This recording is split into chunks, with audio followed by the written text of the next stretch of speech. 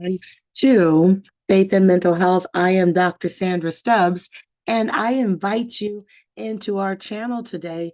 We have a new series that we began last week. It's entitled, What Does It Actually Feel Like? Which is to give you practical descriptions of what does some of this mental health disorders feel like in your physical body. Now, keep in mind, a feeling is not a thought, right? And so somebody says that's a no-brainer, but I'm a therapist. People get thoughts and feelings mixed up all the time. And so I'm here to set the record straight. A thought is not a feeling. And we are discussing what does it actually feel like in this new series. So I invite you to check out our YouTube channel, to check out our TikTok and social media channels. And if you have not subscribe, like, share this content with someone who may need to know this information. We all have that friend that they feel a little jittery and have this stomach butterflies going on in the stomach, and they may be all over the place, squirrely with their thoughts, can't sit still, fidgety most of the time because they feel anxious. And you may recognize it before they recognize it. And my friend, if you can give it a name for them, you can help them get the help that they need by identifying it.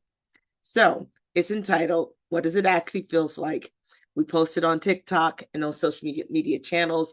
Be sure to like, subscribe, and share these things. So I'm excited to invite you into our newsletter this month. And we're discussing many different types of things in this episode: anxiety, depression, OCDs, traumas, grief, chronic stress. I'm going to give you descriptions as to what these things feel like in the body so that you're not misunderstood and worried as to, well, do I have this, oh my gosh, disease? And so we're going to explain that to you.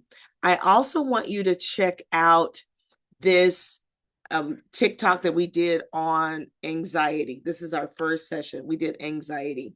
And I described all of those symptoms that we talked about before, how anxiety disrupts the nervous system and you feel out of sorts. And it's not just a mental thoughts that's going on. There's some actual pain in the chest, having a hard time catching a breath, butterflies in the stomach, feeling nauseated. There's some physiological feelings that come along with how anxiety feels. So I want you to know those things. I want you to share those things with people in your networks who you know may need these descriptors. And so if you are dealing with anxiety, and anxiety has its own bucket of intrusive thoughts. Intrusive thoughts can be unwarranted, they are uninvited, they can show up in thoughts in your mind. Some people get different types of images that coincide with those thoughts. Some people get physiological urges that cause them to feel like doing a certain thing even when they don't want to do it. And so all of that may resonate under the anxiety, or what that used to be like anxiety disorders. There are other disorders that roll in that bucket, but today we're just focusing on anxiety. In the workbook that we created, You Are Not Your Thought, I'm going to encourage you to click the link below and download this workbook.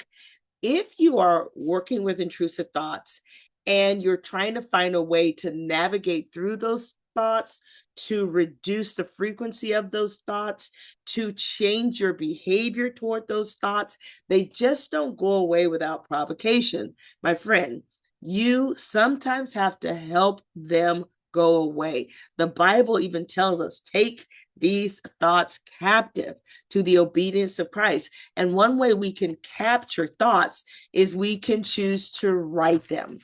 In this 8-page workbook, there are descriptors, journaling prompts that help you to navigate these intrusive thoughts. So I'm going to encourage you to download the link.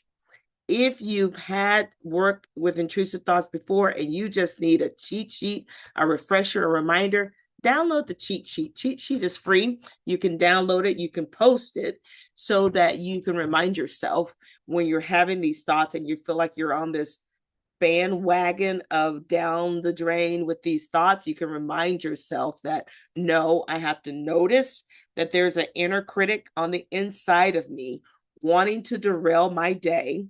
And you can't successfully capture or fight against or reshape or reframe what you choose, what you refuse to see.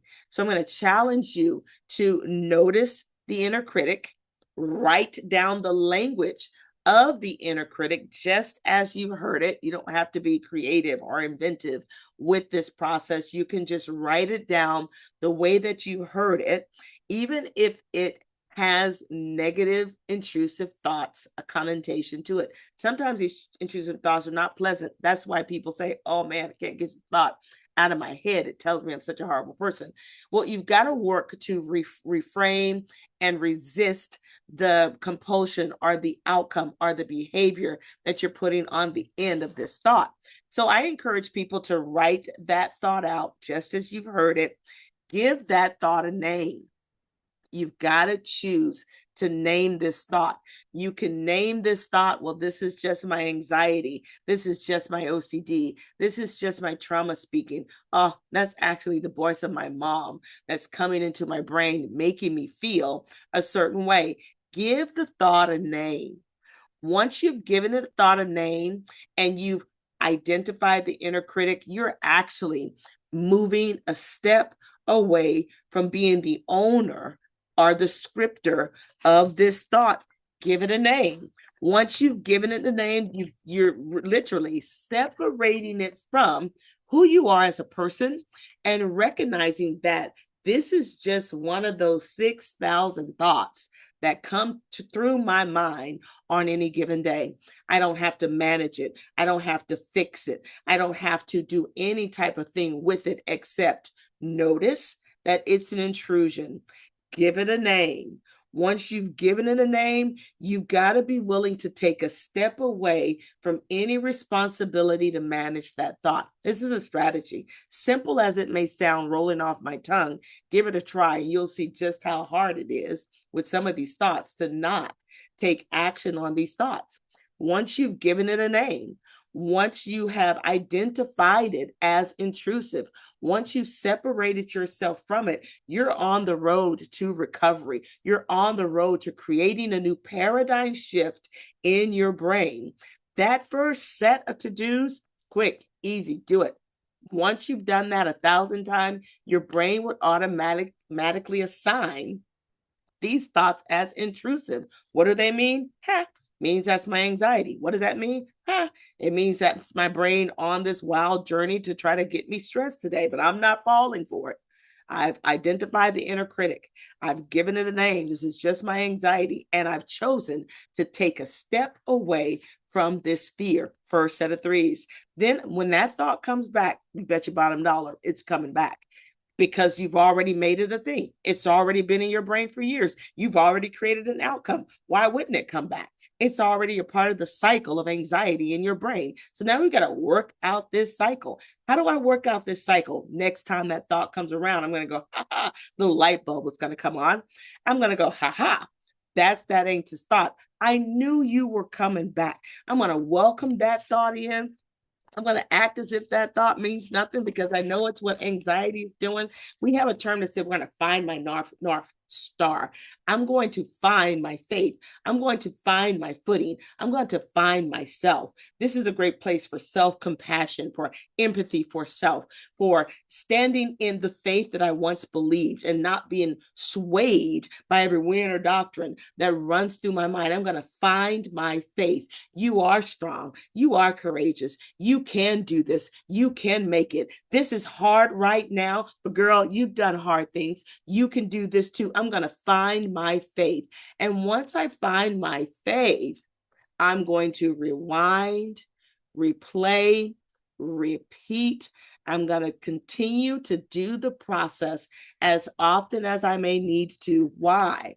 Because my brain is listening, and because I've got to train my mind to be stronger than my emotions. And so here it is in a nutshell, how I am working through my intrusive thoughts when it's related to an anxiety. Now, if there is a trauma or an OCD or a mood disorder or something of the like, where there is a reason why this is persisting outside of the ordinary 6,000 thoughts I think a day, then we may have to create a different pathway to teach the brain to work with these thoughts. So here's your little tip in a nutshell: managing intrusive thoughts. I'm Dr. Sandra Stubbs, and I am a licensed mental health therapist, a doctor of psychology. I teach faith and mental health resources and tools for those who want to live their life in peace. Check out our newsletter, hit all the buttons, share the document with other people who may need it. And right now, we're currently taking new clients.